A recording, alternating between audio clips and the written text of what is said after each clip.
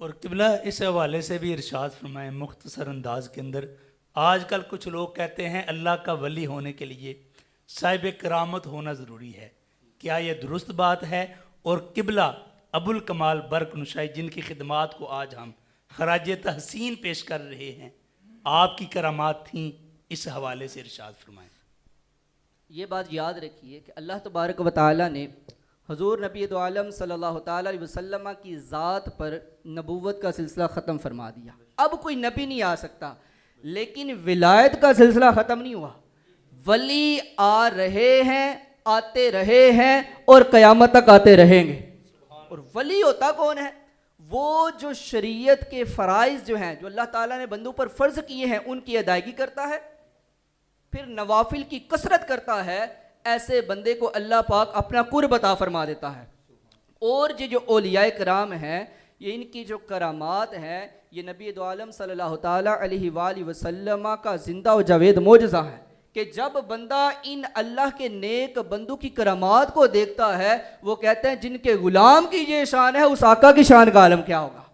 تو ان کی کرامات کو دیکھ کر نبی دو عالم صلی اللہ تعالیٰ علیہ وآلہ وسلم کی شان و عظمت کا پتہ چلتا ہے۔ کرامت ہوتی کیا ہے؟ وہ عجیب و غریب کام جو بندے کی عقل میں نہ آئے، عقل سے جو ورا ہو، وہ کرامت ہوتی ہے۔ پیر سید ابو الکمال برق نشاہی رحمۃ اللہ تعالیٰ علیہ، آپ مادرزاد ولی تھے۔ آپ نے سنا کہ وہ بچپن کے عالم میں، چھوٹی سی عمر کے اندر، لڑکپن کے عالم میں آپ کی زبان سے اللہ اللہ کی صدائیں آتی۔ آپ اذان سنتے تو اذان کا جواب دیا کرتے تھے۔ اور آپ نے جب مشاہدہ حق کیا تو آپ فرماتے ہیں میں نے اب کائنات کو ایسے دیکھا جیسے میں اپنی ہتھیلی میں دیکھ رہا ہوں۔ اور آپ کے پاس ایک بندہ آیا بیعت ہونے کے لیے، وہ کہنے لگا میں نے 30 سال تک میں نے مرشد تلاش کیے ہیں، لیکن کسی پر میرا اعتقاد نہیں جما۔ کہتا ہے پھر کیا ہوا؟ میں مرشد کی تلاش کے اندر حضور داتا علی حجویری رحمۃ اللہ تعالیٰ علیہ کے مزار پر گیا، وہاں میں نے 11 دن اعتکاف کیا۔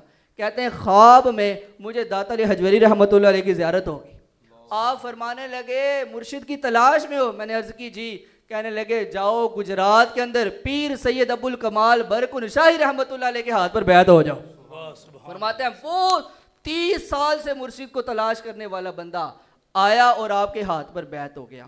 فضل دار صاحب جی آپ بیان کرتے ہیں کہ صوبیدار صاحب کہ 1965 کے اندر جو جنگ ہوئی، ہمیں افسران کی طرف سے یہ آرڈر ہوا کہ آپ نے آگے جو مواصلات والا نظام خراب ہوا نا اس کو ٹھیک کرنے جانا ہے۔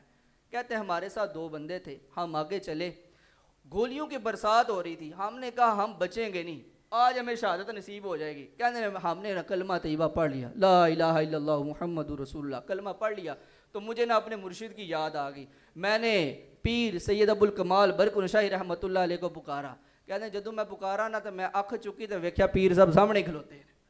پیر صاحب کو سامنے کھڑا میں نے پایا۔ پیر صاحب فرمانے لگے کوئی مسئلہ نہیں، آپ آگے بڑھو، اللہ پاک تمہیں فتح عطا فرمائے گا۔ کہتے ہیں میں نے آگے بڑھا، ہم نے وہ سارا معاملہ طے کر دیا، جو ہوا اس کو ٹھیک کر دیا، اللہ تبارک و تعالی ہمیں فتح عطا فرمائی۔ اس کے بعد جب مجھے چھٹی ہوئی میں واپس آیا، پیر صاحب کو ملنے کے لیے آیا، ملاقات کے لیے، تو پیر صاحب کہنے لگے جدوں مرید کسی کو مدد کے لیے پکارتا ہے پیر پہنچ دینے کے نہیں؟ تو کہتے ہیں میں مسکرا دیا اور قدموں میں گر گیا۔ میں نے کہا آپ نے بالکل ٹھیک فرمایا، جب آپ کو پکارا جاتا ہے آپ مدد کے لیے پہنچ آتے ہیں۔ تو یہ اللہ تبارک و تعالیٰ نے اپنے اولیاء کو، اپنے نیک بندوں کو یہ شرف، یہ مقام اور مرتبہ عطا فرمایا ہے کہ وہ اللہ کی دی ہوئی طاقت سے، رب کے نور سے جب چاہتے ہیں جہاں چاہتے ہیں پہنچ جاتے ہیں۔ ماشاءاللہ، جزاک اللہ۔ جی ناظرین و سامعین، آپ نے سنا کہ آپ صاحب کرامت تھے۔ آپ اس پروگرام کو لازمی شیئر کریں، دوسروں تک پہنچائیں۔ آپ کے پاس جو واٹس ایپ گروپ ہیں ان کے اندر بھی اس کو شیئر کریں، تاکہ یہ جو اولیاء اللہ کا محبت بھرا پیغام ہے یہ زیادہ سے زیادہ لوگوں تک پہنچے۔